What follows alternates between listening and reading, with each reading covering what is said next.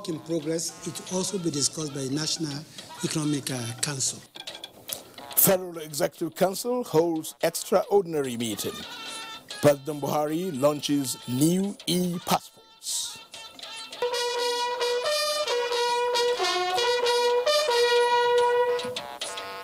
A grateful nation honors fallen heroes at the 2019 Armed Forces Remembrance Day. We are going to re-strategize. From the strategy the former Inspector General put in place. President Muhammadu Buhari decorates new Acting Inspector General of Police as the former IG Ibrahim Idris retires at 60. The Independent National Electoral Commission releases operational guidelines for the 2019 general elections. Hello and thanks for joining us tonight on NTA Network News. I am Muhammad Kuda Obakar, live in Abuja. Hingida John Adams is in our Lagos Network Center, while Ugochukuka Ona is in Benin. Activities marking the 2019 Armed Forces Remembrance Day celebration were rounded off nationwide with a symbolic wreath-laying ritual at the cenotaph of the unknown soldier. In Abuja, the nation's capital, the ceremony presided over by President Muhammadu Buhari took place at the National Arcade. State House correspondent Adamu Sambo reports. The Armed Forces Remembrance Day celebration is set aside annually to honor the nation's fallen heroes who sacrificed their lives during the World Wars, the Nigerian Civil War, as well as the various peace support and internal security operations for peace to reign supreme. The organizers, Ministry of Defense, says this year's event is particularly special as it coincides with the renewed onslaught against terrorism and therefore the need to appreciate the contributions of the troops towards restoring normalcy in troubled areas as well as protecting the nation's territorial integrity.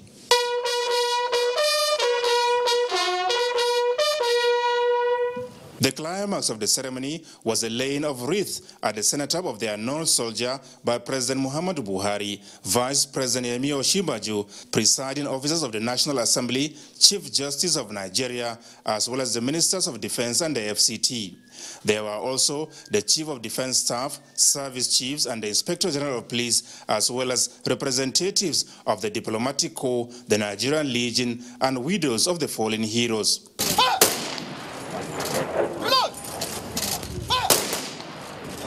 Special prayers were offered for the repose of the souls of the departed soldiers, as well as peace, unity, and sustainable development of the country. The weapons of evil, hatred, and violence will be silenced by the virtues of goodness, love, and tolerance.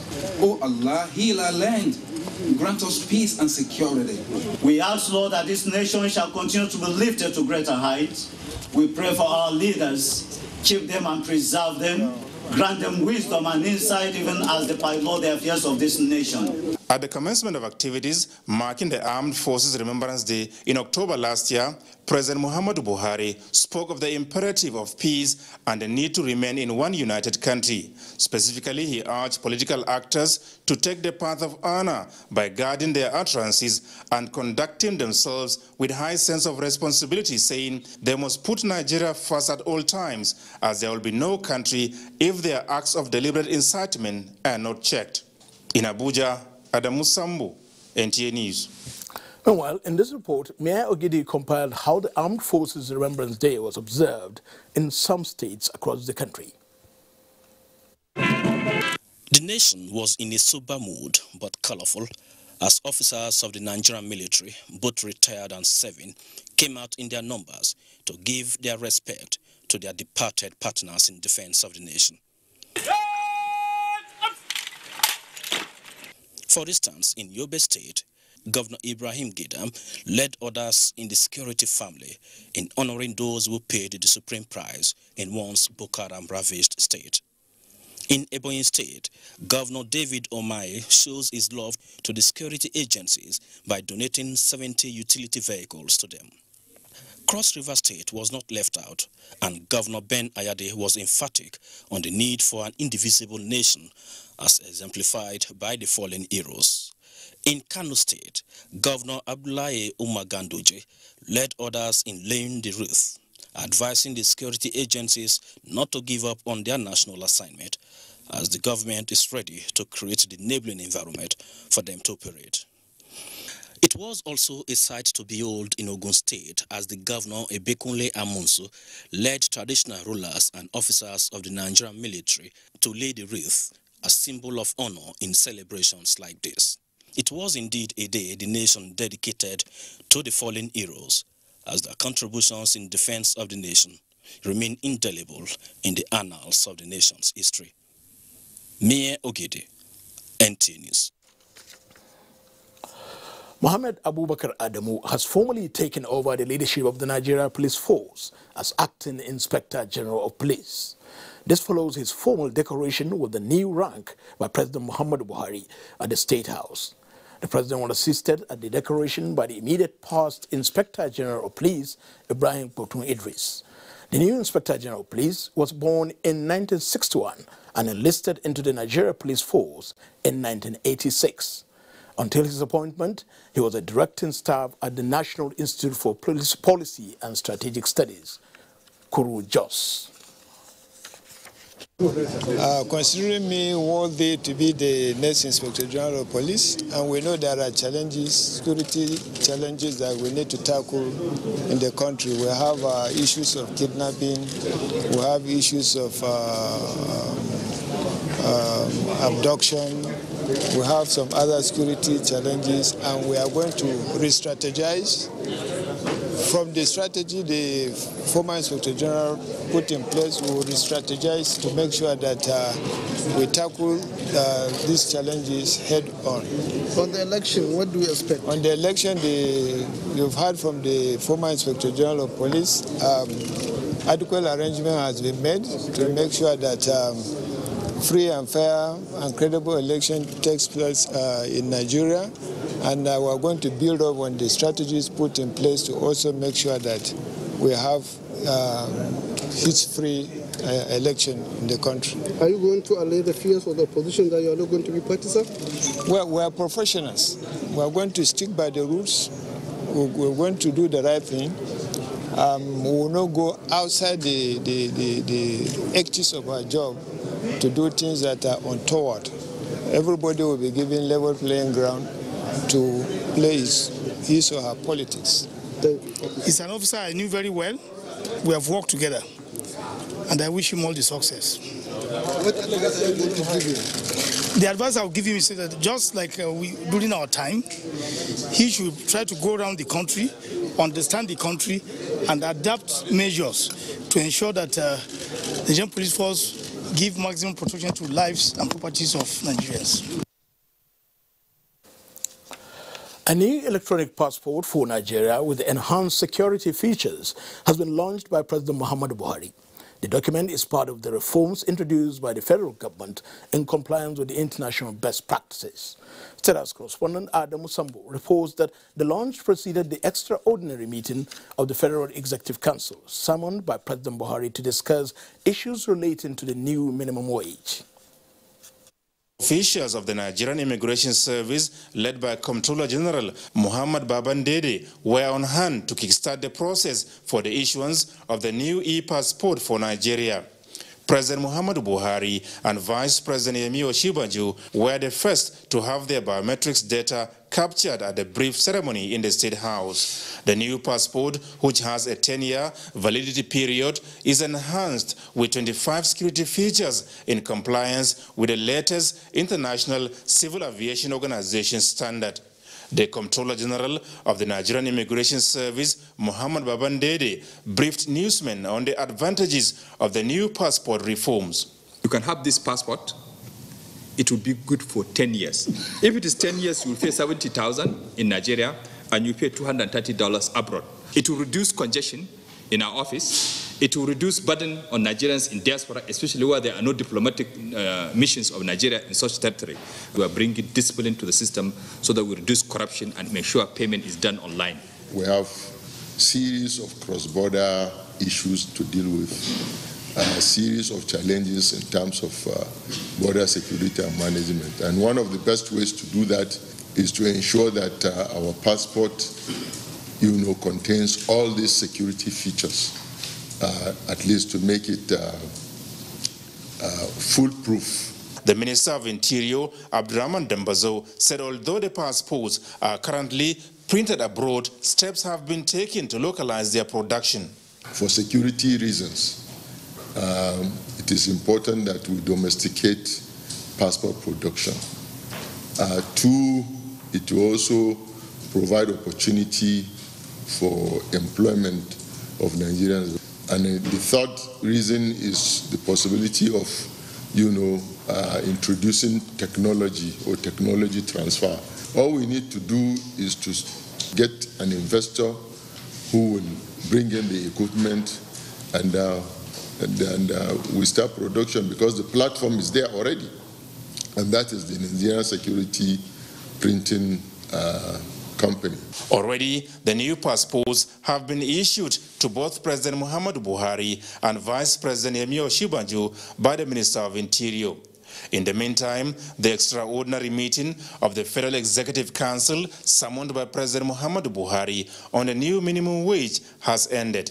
The meeting, which lasted over 2 hours, deliberated extensively on the presentation by the Minister of Labour and Employment, Dr. Chris Ngige, on the proposed wage increase. And what was the outcome of the meeting? A question posed to the Minister of Information, Lai Muhammad. It's work in progress. It will also be discussed by the National Economic Council before we can come out to brief the media. It will be recalled that a technical committee is now in place to advise the federal government on how best to fund the wage increase on a sustainable basis, as Nigerian workers eagerly await the submission of the bill on the matter to the National Assembly for consideration. From the State House, Adamu Sambo, NTA News. The federal government says ensuring the sustainability of businesses operated in Nigeria remains pivotal, in line with the commitment of the Buhari administration's signature ease of doing business agenda. Vice President Yemi Osinbajo, while unveiling the Nigerian Code of Corporate Governance 2018, said he is hopeful that long-awaited code will play a unique role in facilitating standards of corporate governance. Leah Katumbabatunde has details. Why have the blue chip companies sustained that level? And yet, most of our companies that have done very well in the 70s, 80s, are no more in existence. A genuine concern put forward by the technical committee set up to review the code of conduct earlier scheduled to be released in 2016. Nigeria in 2015 ranked as the world's 20th largest economy, with more than $500 billion and $1 trillion in terms of nominal GDP and purchasing power parity. Despite this size, smaller companies are found not to last longer than projected. Vice President Yemi Osinbajo is optimistic that in defining the quality of the Nigerian market, the Code of Corporate Governance will lower cost of capital and help minimize wastage, corruption, and mismanagement. As we promote and imbibe best practices in corporate governance, I'm hopeful that given the constant flow of talents from the corporate world to the political space and vice versa, we'll also be promoting and demonstrating high standards of governance in the political space over time. I believe it is a joint responsibility of all economic participants, not just regulators, to promote and enforce good corporate governance practices. Nigeria is seeking to extend the participation of investors in the economy to further deepen overall growth through healthy competition. The structure of the code is such that it's amenable. The principles are enduring, they are scalable. Corporate governance refers to the set of rules, controls, policies, and resolutions put in place to dictate corporate behavior. Nigeria has gone further to give it a more flexible pattern to ensure personal behavioral discipline. In Abuja, I'm Leah Katumbabatunde, NTA News. The National Bureau of Statistics is now set to release the 2018 Inflation and Consumer Price Index on Wednesday, January 16, as against Thursday. And Jane is here to give us details of these and others in business news. Thank you, Kudu. The federal government has continued to demonstrate its commitment to the implementation of the ease of doing business in Nigeria through concerted efforts with private sector support towards achieving the goal. A development that the Minister of Finance, Ahmed, says is beginning to yield results. Have continued to improve with the inflation coming down from 18.72% in January 2017 to 11.28% in November 2018. Also, the FX and capital inflows continue to improve from a low of 5 billion in 2016 to 14.8 billion total portfolio investments, as well as foreign direct investments and other investments in Q3 2018. So all of this is excellent news for our economy. As business people, we look more about profit. Yes, it's good to say I can get tax credit, but it's only when I make profit that I would pay tax and I can utilize a tax credit note. So I think it should be more than that. There should be a way of recovery of getting return on investment that are directed at capital infrastructural development than tax credit. That's my take of it. In the meantime, the Nigerian Stock Exchange resumed trading 15th January after a technical glitch with extended trading hours to 3:30 p.m. yesterday. At the close of trade Tuesday, the all-share index and market capitalization appreciated by 0.58% to close at above 30,000 basis points. Investors gained 64.41 billion naira. The year-to-date return stands currently at minus 4.11%. More than 30 million shares valued at 3.248 million naira exchange hands in 3,762 deals. The financial institutions of Diamond Bank and Guarantee and UBA were the most active stocks. In the meantime, the National Bureau of Statistics (NBS) says it will release December 2018 Inflation and Consumer Price Index report, as well as no fewer than 179 reports in different sectors of the Nigerian economy this year to Wednesday, 16 January. Now that's a wrap on business news. Electoral umpire releases 2019 electoral guidelines. Details when we return. Thank you for remaining with us. The Independent National Electoral Commission, INEC, has released operational guidelines for the 2019 general elections. What is the reaction of political parties and the electorate? In this report, Mayor Ogidi has an overview. On the 14th of January 2019, INEC released a 33-page document containing 52 guidelines on how the elections in 2019 shall be conducted. 4 additional guidelines were added to the existing document, that is, the one that was used in 2015. The additions were: 1. Collation officers are not allowed to receive telephone call while on duty. 2. Special queues shall be provided for people living with disability. 3.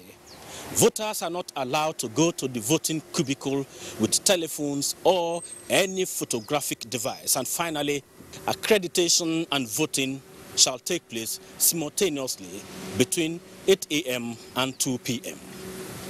This has, however, generated some reaction from party chieftains and electorates. The idea of registering, go house and come back is a wasting of time. At the time you register immediately and vote immediately is okay. That is to save enough time and to reduce the work of the INEC official.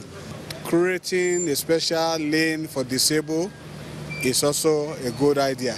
It's a welcome development. We have gone through it.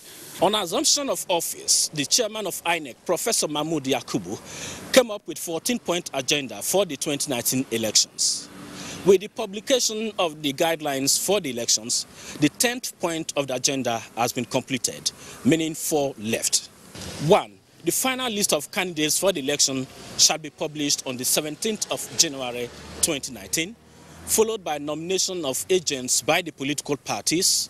Thirdly, conduct of presidential and National Assembly elections, and finally, the conduct of governorship, state houses of assembly, and the FCT elections. Mie Ogidi, NTA News. A chieftain of the All Progressives Congress in Rivers State, Tonye Cole, has urged members of the party to remain steadfast and continue to work for the re-election of President Muhammadu Buhari in the forthcoming elections.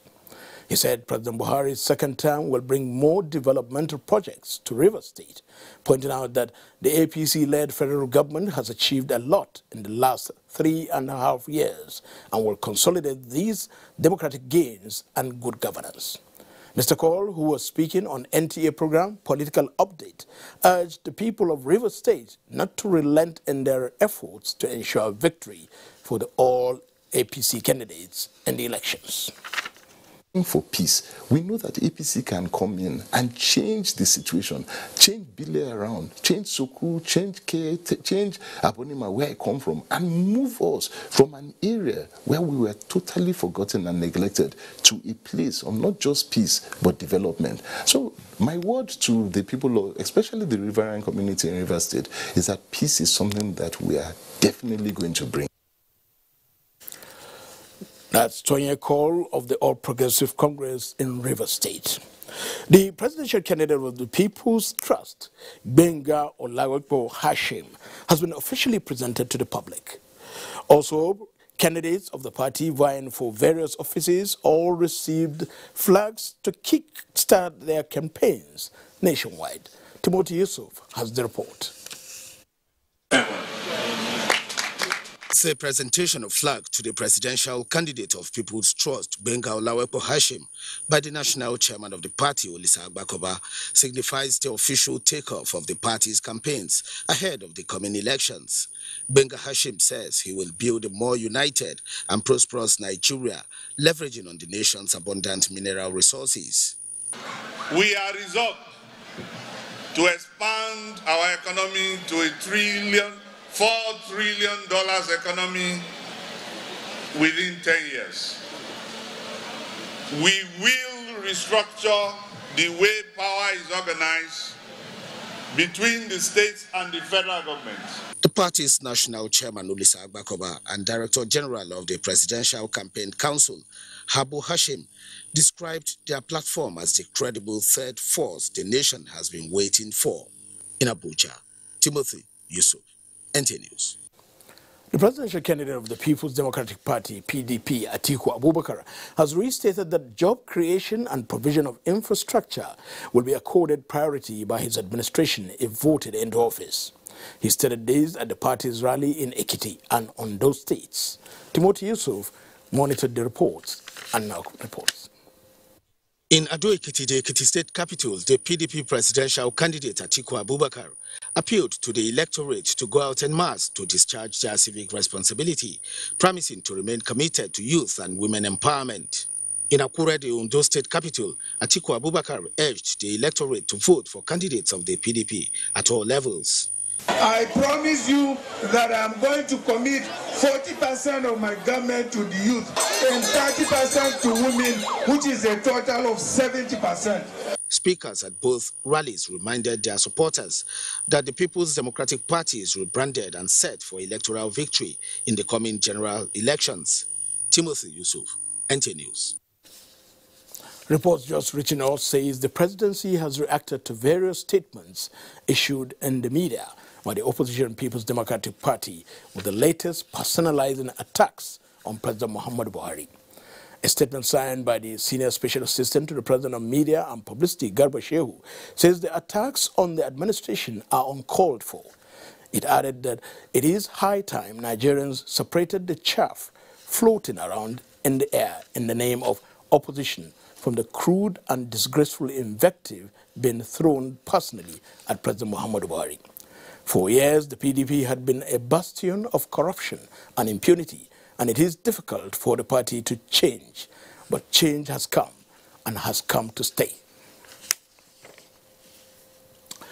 The second edition of the Candidates, a 4-part, 2-hour live televised town hall meeting series of the presidential and vice presidential candidates for 4 political parties organized by the NTA and Daria Media, continues Wednesday, 16th of January 2019. President Muhammadu Buhari and his running mate, Vice President Yemi Osinbajo of the All Progressives Congress, will feature at the town hall meeting from 8 p.m. to 10 p.m. at the Sheraton Hotel, Abuja. The program, sponsored by MacArthur Foundation, is moderated by Qadriya Ahmad. The candidates provides a unique platform for direct interaction between the presidential and vice presidential candidates of the leading political parties in Nigeria and its citizens. Following the disruption of the Lagos APC governorship campaign rally last week, the National Union of Road Transport Workers has convened a meeting of its members to purge itself of those who may want to take undue advantage of the forthcoming elections for personal ambitions. This is coming on the heels of the police preliminary investigations indicting some members of the union. Emmanuel Anyimiro has the report. It is your internal crisis. After a thorough cross-examination of those involved in the violence, NURTW agreed with reports from the police and the APC findings that it was the leadership crisis of the union and not APC candidature that was responsible for the crisis. It's consequently suspended its Lagos Island branch chairman. If you deny, I'm suspending you now. Culpability. We have built the reputation of this organization internationally. And people are looking at us as a responsible organization. Elders of the union recalled the confidence INEC reposed in the union by partnering it to facilitate the movement of election materials to all parts of the country in the 2019 general election, stating that no one will be allowed to return their union to the era of thuggery. The leadership cautioned those already vying for offices to put that on hold until necessary steps are put in place to promote peaceful coexistence. Emmanuel Anyimiro, NTA News. President Muhammadu Buhari and all members of the All Progressives Congress, APC, congratulate the first interim national chairman of the APC and former governor of Osun State, Chief Abdul Karim Adebisi Akonde, on his 80th birthday. A statement by the Special Advisor to the President on Media and Publicity, Femi Adesina, says President Buhari extols Chief Akonde's loyalty and faithfulness to the party and his cause for building a strong and unified nation, as he consistently challenges governments and leaders to higher ideals. President Buhari joins all Nigerians in wishing Chief Adebisi Akonde a good health. Let's now join Hingino in Lagos for more reports. Hello, Hingino. Over to you. Kudu, and a warm welcome to Lagos. Vice President Professor Yemi Osinbajo has assured Lagos residents that the federal government will attract and implement more federal projects and infrastructure in the state if the All Progressives Congress, APC, wins in the February 16 presidential election. The Vice President gave the assurance during his visit to the paramount ruler of Koshofe and Oloworo of Oworo land while on his door-to-door campaign in the Axis. President Muhammadu Buhari and Vice President Professor Yemi Osinbajo for Continuity 2019 had resolved to commence door-to-door campaign across Nigeria to ensure their re-election in order to take the country to the next level. Taking the door-to-door campaign to Oworoshoki, Alakpere and Ketu areas of the state, the Vice President further assured the good people of Koshofe that they will enjoy more federal presence as the development of Lagos State is very important to the federal government. We started with a foundation, we have laid a foundation, but we are going to build on that foundation. Every young man and woman ought to have a decent job, and you ought to have something to do. Not just anything, but something that will be good enough for you to be able to do the things you want to do. Obasalau and other traditional rulers in the axis assured Professor Oshibaju that the good people of Koshofe will vote for President Muhammadu Buhari, Lagos APC governorship candidate Babajide Sanwo-Olu, and all other APC candidates contesting in the forthcoming House of Assembly and National Assembly elections. In Lagos, Nusa Osula, NTA News. Ahead of the 2019 general elections, the Independent National Electoral Commission, INEC, held an interactive session with religious leaders in Lagos. The focus of the meeting was on sensitizing and mobilizing Christian and Islamic faithful to be of good conduct and participate in the elections. Paul Omukago tells us more. With a total of 6,566,136 registered voters, still has a lot to do in terms of voter education. This is because over 1.3 million permanent voters' cards are yet to be collected. INEC, as part of steps to ensure all eligible registered voters obtain their PVCs, met with religious leaders in the state. Resident Electoral Commissioner Sam Ulumeku urged the leaders and their followers to avail themselves of the INEC window of distribution of PVCs in the various registration areas from 16th to 21st January for collection of their cards. Those who may miss the 6-day window, the REC stress, can collect their PVCs at the local government INEC offices up until 8th February 2019. We know that politicians are members of your churches and mosques.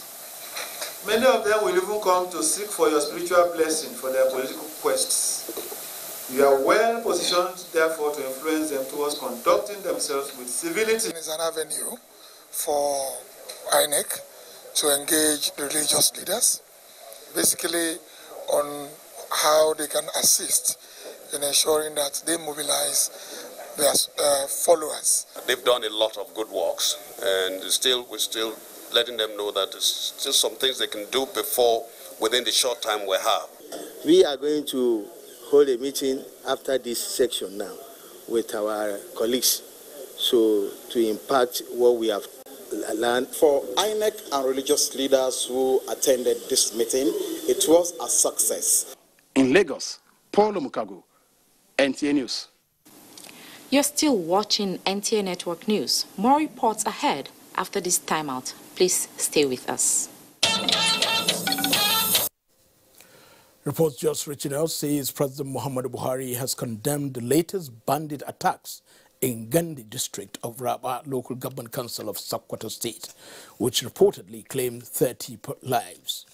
A statement by the senior special assistant to the president, Garba Shehu, says President Buhari condemns the persistent killings of innocent and defenseless villagers by murderous thugs, and that his administration is leaving no stone unturned to track down these mass murderers and bring them to justice. President Buhari has also given instructions to the new acting Inspector General of Police, Mohammed Abubakar Adamu, and approved discussions between security and defense officials from Nigeria and Niger Republic to quickly bring on board joint operations that will rid the country of all forms of criminal activity. While consoling the families of the victims, President Buhari reassures the people of Sokoto State and all Nigerians that criminals will not be allowed to hold the citizens to ransom, noting that security is everybody's business. The National Assembly is set to resume plenary Wednesday, the 16th of January 2019, after their Christmas and New Year breaks. In the Senate, senators are set to kickstart the consideration of the 2019 budget as a matter of urgent national importance. We should maximize and optimize the remaining period between now and June. Medium-term expenditure framework is the basis for passing the budget 2019. Members of the House of Representatives gave commitment towards timely passage of the 2019 appropriation bill, noting that the upcoming general elections will also affect legislative procedures, especially with regards to the budget. Challenges that are facing the country. Two, I expect that we should talk about the midterm expenditure framework. We just have to pass the budget before our tenure comes to an end. But what I'm saying is that these 2-3 people are expecting that when we resume, we should just begin the job and pass it immediately, and that is not how it is. A key component of the nation's transportation mix is beginning to regain its vitality and relevance. Fisayo Ogunfoye reports that the nation's railways are on track in more ways than one. He also highlights the potentials inherent in a viable rail sector. Transport infrastructure facilitates economic activities by ensuring the seamless movement of people, goods and services. For some years now, the current administration has been focusing on a key component of the nation's transport mix, the railways. With over 100 years of service, the old trusted friend is back. Of course, the railways offer something cheaper, safer, and more reliable to Nigerians, catering for a deluge of transport needs across the country. I go with the train from my place, Ijoko, Ogun State, to VI, to that's Ido. I light at Ido, then take bus, so it eases me a lot. You know, formerly we find it difficult to board vehicle to Aba. They will charge you less here. When coming back, they charge you higher, and sometimes they will not come here on time. But when we discover that the train is operating, we try it, and it was very effective. We have demands here and there. Communities will come now demanding for stoppage of trains within their locality. And where we have no fund, the resources to to repair the buildings, some of them have been coming forward to even do the repair for us. A crucial aspect of this service, which is expected to boost the nation's economy considerably and reduce the wear and tear on Nigerian roads, is the freight service, which effectively moves huge volumes of goods and produce from one region to another. Running freight train from this end of the system started 4 September 2016. Since then, we've been running freight trains from the northern district. We've been moving animal feeds, agri-based products from this end of the country to the south. What railway does for you is that it bears the brunt of the economy. It's about logistics, it's about transportation, it's about the ability to be able to move goods and services from one point to the other. Since most of the food items in Nigeria are produced in the north, to be able to feed the whole country, you have to ensure that the railway network is able to move from one point or nearly the other parts of Nigeria, and that's the objective of this government. It is a rejuvenation drive lubricated by commitment from the very top.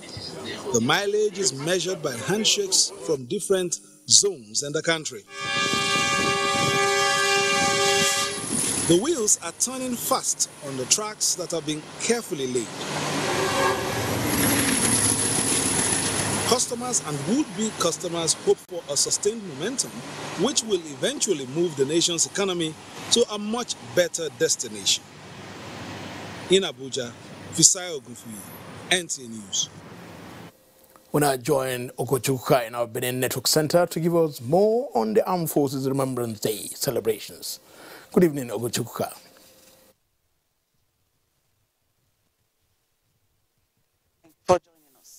The Nigerian Legionnaires in Edo State wants government at all levels to address issues pertaining to their welfare. This is as they joined their counterparts across the country in observing the Armed Forces Remembrance Day. Buloke Naini reports.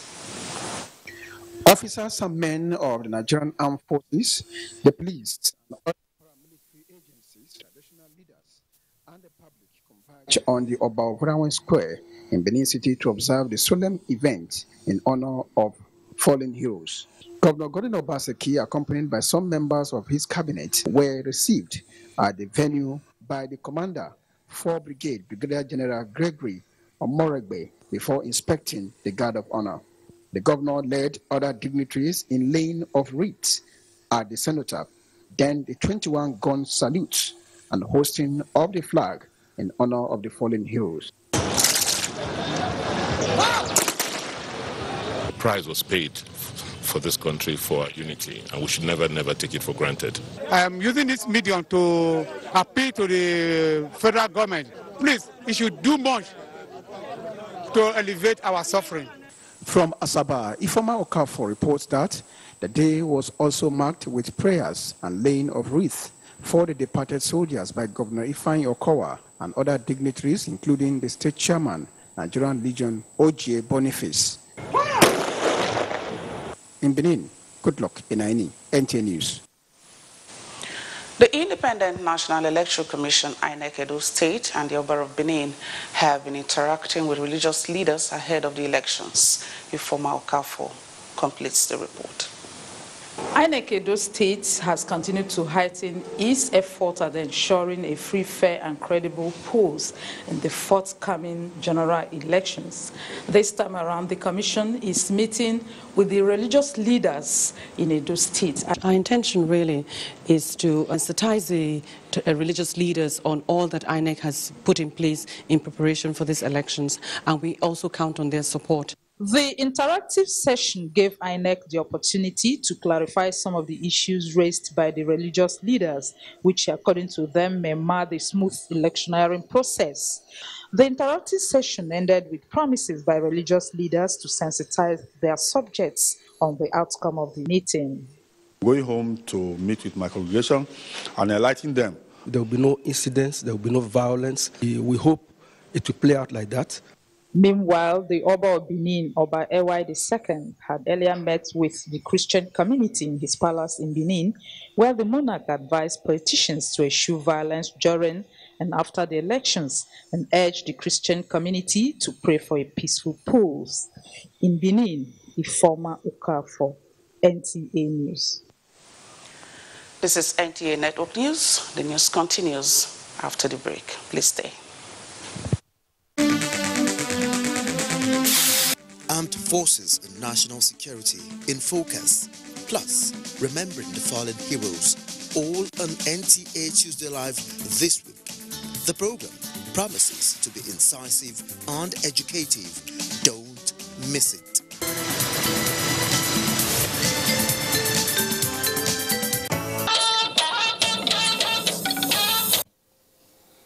Sports now. The weather prospects for Wednesday ends tonight's broadcast of NTA Network News. Thank you for watching. Good night.